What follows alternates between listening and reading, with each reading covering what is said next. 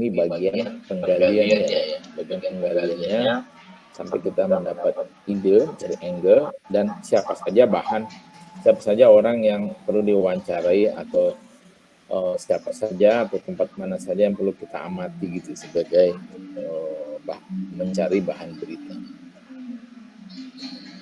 Kita kasih contoh ya. Nah, kalau contoh yang tadi saya katakan sambil membahas tadi itu adalah contoh-contoh yang observasi ya. Contoh-contoh yang kita lihat. Nah, sekarang kita dari apa yang kita baca ya. Sorry, kamu mendengar suara anak-anak nggak? Mendengar Pak, tapi tidak terlalu berisik.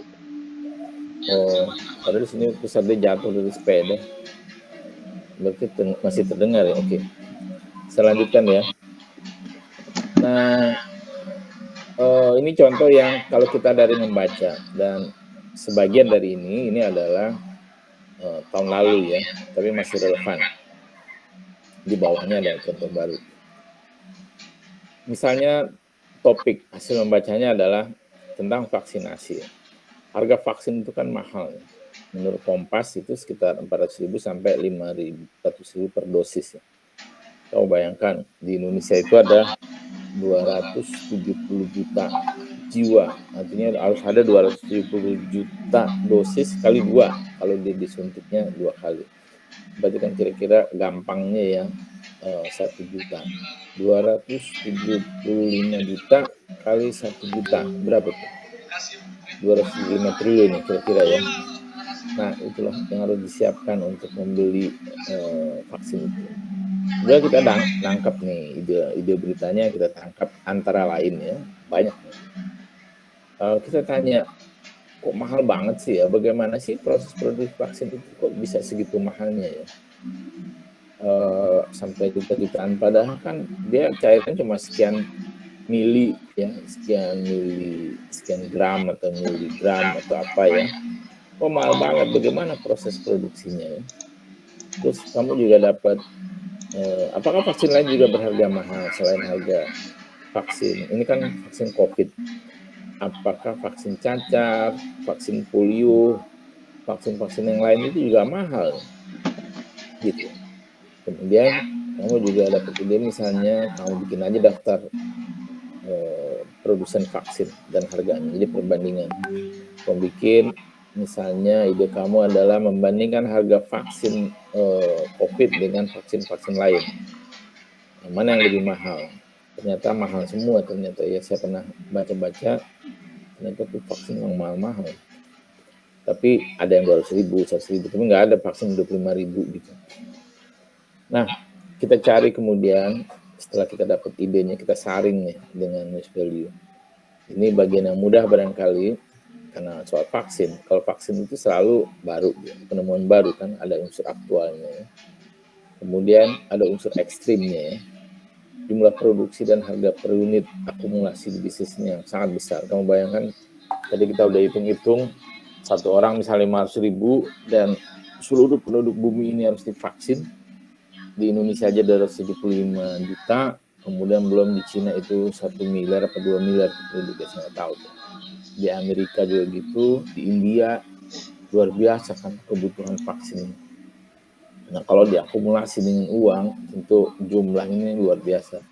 Ini adalah industri yang paling besar barangkali dalam abad ini. Kalau dalam industri farmasi mungkin sepanjang abad. Dalam sejarah ini adalah industri yang paling besar. Mungkin mengalahkan industri senjata ya. Senjata itu kan industri yang gede banget ya. Buat perang gitu kan, industri senjata seluruh dunia itu mahal. Kemudian industri pariwisata juga kalah barangkali. Jadi news value itu bisa ditarik kamu begitu. Nah, setelah kamu dapat news value gitu, kamu bisa mencari beberapa angle ya. Misalnya, kamu angle-nya adalah mengapa sih harga vaksin mahal gitu ya. Kemudian kalau kamu banyak pilihan ya, bikin itu pilihan pertama. Pilihan kedua, apakah jika vaksin lokal sudah tersedia, harga vaksin impor itu tetap mahal? Kan di Indonesia dulu ada rencana membuat vaksin Nusantara ya, kemudian ada vaksin merah putih. Nah kalau itu sudah terrealisasi, apakah vaksin yang impor itu mahal gitu? Mestinya kan kalau misalnya suplainya banyak, harganya turun. Tapi sebatas mana harganya turun? Ini kan seperti cerita tentang PCR ya. PCR itu awalnya 2 juta karena labnya cuma satu. Kemudian labnya sekarang udah banyak, udah belasan, udah puluhan barangkali. Sampel itu tidak perlu dikirim ke Jakarta, cukup di provinsi masing-masing, bahkan cukup di kota masing-masing. Sekarang harganya cuma 275. Kenapa turun? Gampang. Ini adalah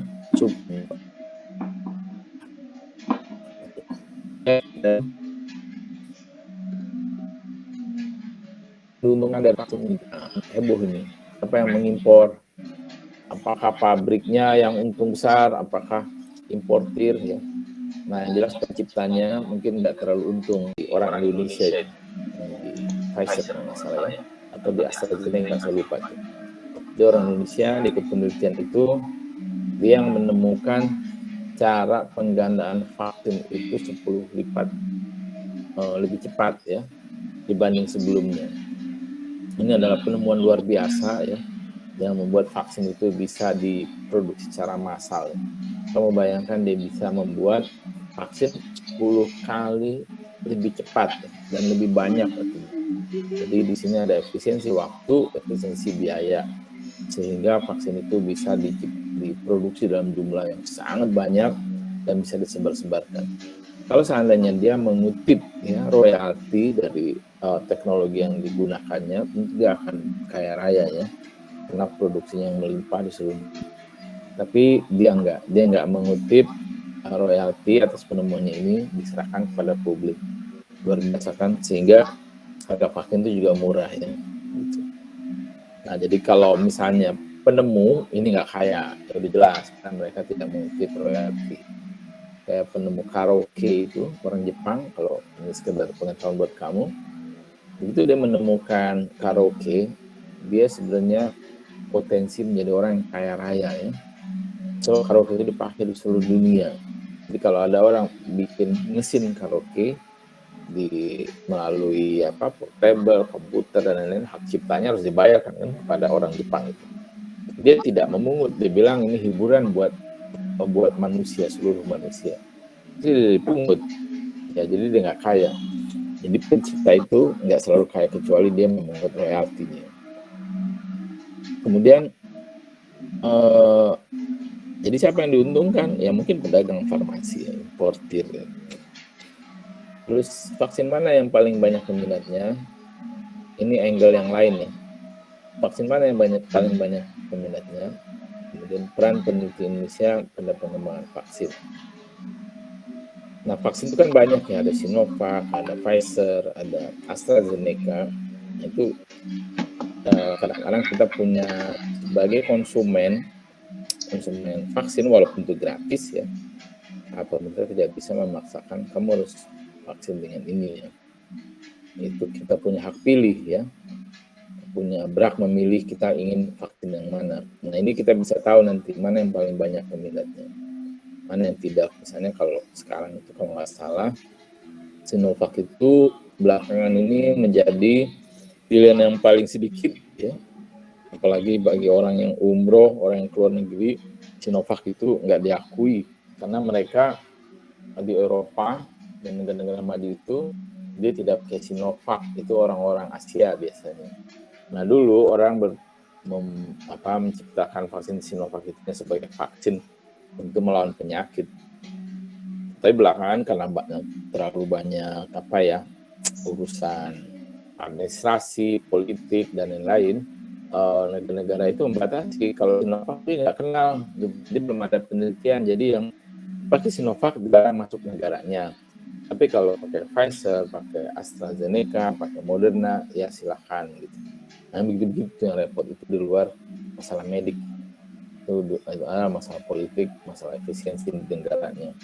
Kayak kita nih nanti yang umroh, konon umroh akan dibuka, tapi yang pakai Sinovac nggak bisa, jadi harus divaksin lagi. Nah itu contoh ya, salah satu contoh pengembangan berita dari yang kita ambil dari masalah vaksinasi. Nah bahan beritanya apa? Nah ini atau sumbernya siapa gitu. Nanti kita rinci lagi di bawahnya. Sebenarnya bagian yang penting ini bahan beritanya, yang lain kan pengantar. Nah dalam bahan berita itu yang paling penting kamu harus tahu adalah siapa sumber, dari mana kamu mendapatkan bahan untuk menulis berita ini. Misalnya, mengapa harga vaksin mahal? Nah, kamu harus mendapatkan bahan beritanya atau wawancarai Menteri Kesehatan, kemudian BUMN Farmasi, kemudian ahli farmakologi, kemudian pedagang besar farmasi, dokter, peneliti, dan lain-lain. Jadi kamu wawancara semua gitu, kamu dapat bahan-bahannya, nah itu bisa menjadi bahan tulisan kamu. Kemudian juga gitu, apakah jika vaksin lokal sudah tersedia, harga vaksin tetap mahal? Ini juga gitu, kamu wawancara orang di atas tadi, dan wawancara juga misalnya ahli ekonomi yang paham tentang pricing, tentang harga. Bagaimana sebuah harga itu tercipta. Jadi kalau harga itu kan ada namanya harga monopoli, harga pasar ya, harga kartel dan lain-lain ya. Nah itu, jadi kamu bisa lihat apakah ini vaksin itu kartel atau dia monopoli atau harga pasar gitu. Nah kalau di harga pasar, mestinya kalau misalnya banyak pasokan dari lokal, vaksin lokal dia harganya turun. Nah itu kamu wawancara misalnya ahli ekonomi ya, orang yang mengerti tentang harga. Nah siapa yang diuntungkan dari vaksin ini juga begitu, kamu wawancara lagi orang. Pada umumnya orang yang kamu wawancara untuk mendapatkan bahan berita soal vaksin ini adalah sama, tergantung bagaimana nanti setelah bahannya itu ada, angle kamu dalam membuat beritanya. Sampai sini paham ya? Ada yang mau bertanya? Pak, izin bertanya Pak, Melan. Ya Melan, silakan. Melan izin bertanya Pak, kan di sini tuh